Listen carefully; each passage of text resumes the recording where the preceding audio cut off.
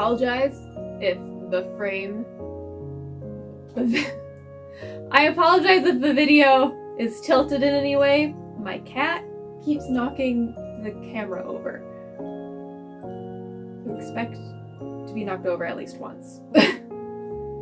Alright, so today we're doing a Q&A to round out the year, and then I'll be discussing projects for next year. So, my assistant for today is going to be asking me questions. What are your favorite recipes for hosting, and where can we find them?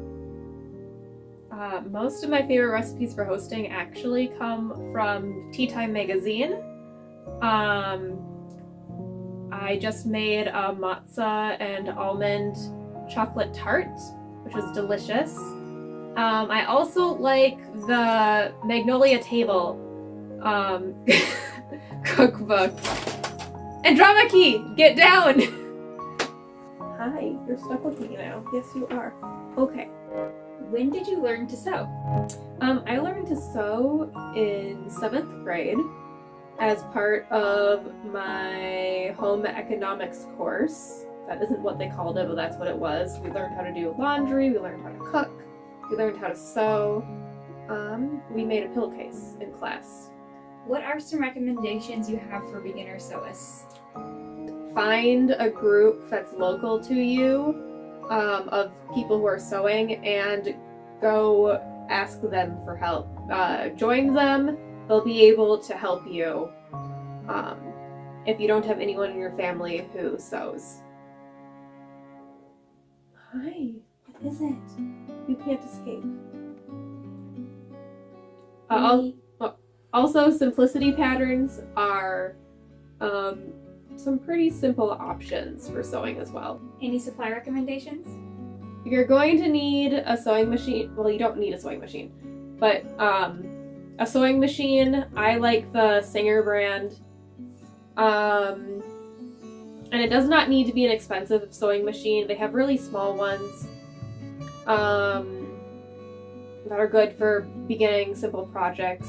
You're going to want some nice needles for hand finishing, cotton thread, and some beeswax. Cotton thread does not stretch like a lot of synthetic threads do, and it's a little bit more expensive, but at Joann's they often do sales where it's buy one get four. And don't worry about what type of fabric you use. Use the fabric that works for you and your cost, and don't worry about it. I use basically quilter's cotton, and that's it. And I get it on sale. And it works completely fine for what I need. If I want to make something look like it's wool, I'll just use Blizzard fleece, which basically has the same drape and texture. And it's really cheaper, so within your price range. Favorite project you've worked on so far? I think the favorite project I've worked on so far is actually not finished. I'll show you what I'm working on. So this here is a lilac branch deadfall that I got from my mom's house, and I am slowly adding fake plants to it and turning it into a druid staff for one of my druid characters in D&D.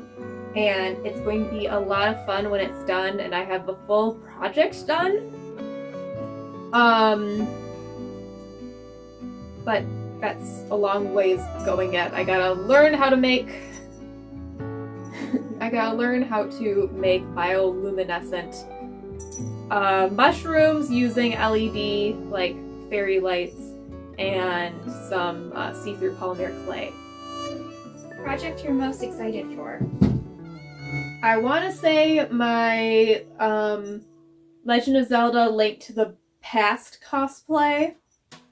that I'm doing, but currently the one that I'm most excited to do is the one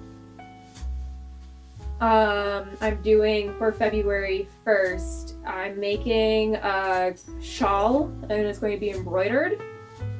But I don't crochet or knit, so I have to figure out a cape pattern that I can turn into a shawl instead.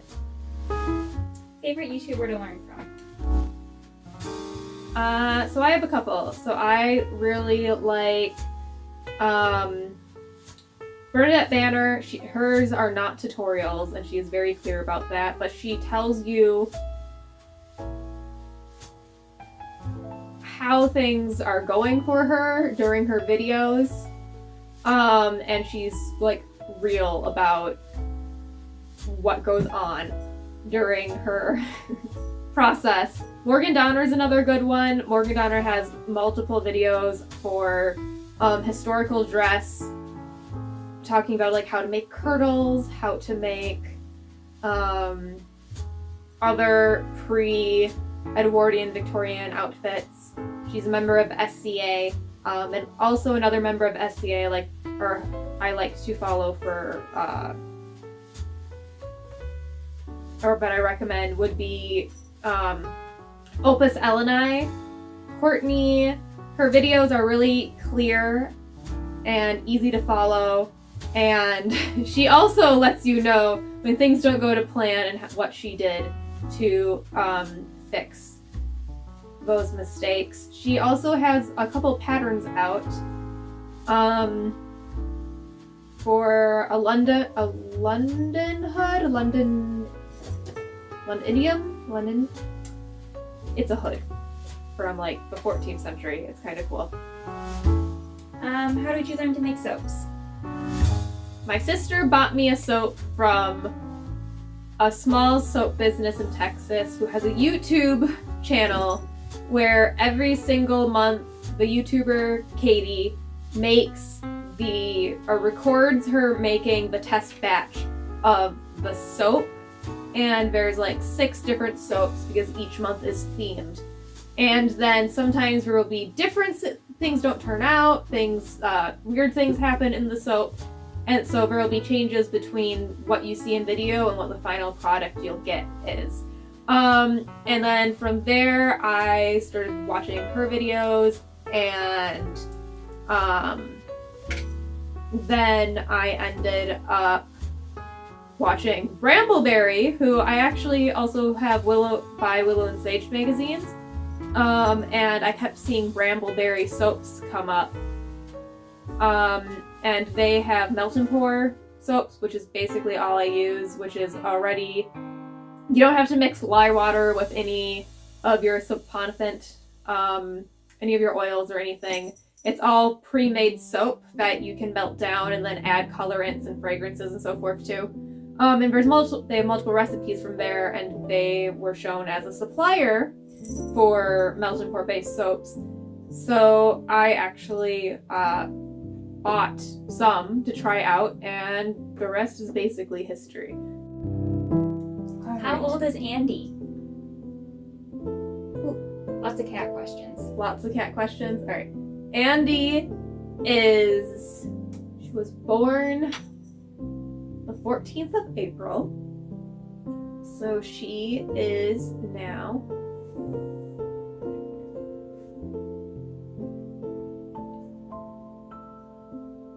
9 months.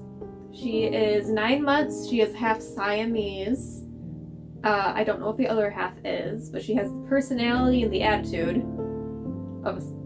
or the intelligence of a Siamese. How did she get her name? So Andy got her name because I was watching The Old Guard with my sister, and the main character's name is Andy for short, and it's Andromache the Scythian. I believe I pronounced that right. For like longer. And Andy is the main character, and she is the oldest immortal on the planet, and she's like a badass. What's Andromache's favorite food? Her favorite food is anything I'm eating. Literally, I'll have soup and I have to move it one hand to the other to keep her from... Hi. Yes, I'm talking about you.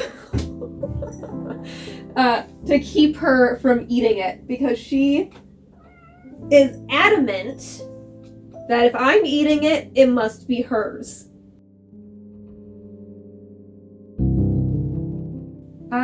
So projects for next year. Next year we're gonna try and do a full year of videos every 2 weeks. And we're gonna do a mix of clothing, cosplay, like decorations for your walls or your yard, soaps and bath and body products, maybe some tea related, well, we're gonna make tea blends, but maybe some other tea related stuff. I'm really excited for the cosplay. It's something I want to do for a while.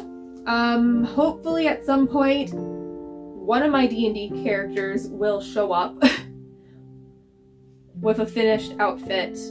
I have a druid that I'm doing. I have a Twilight cleric that I'm currently playing,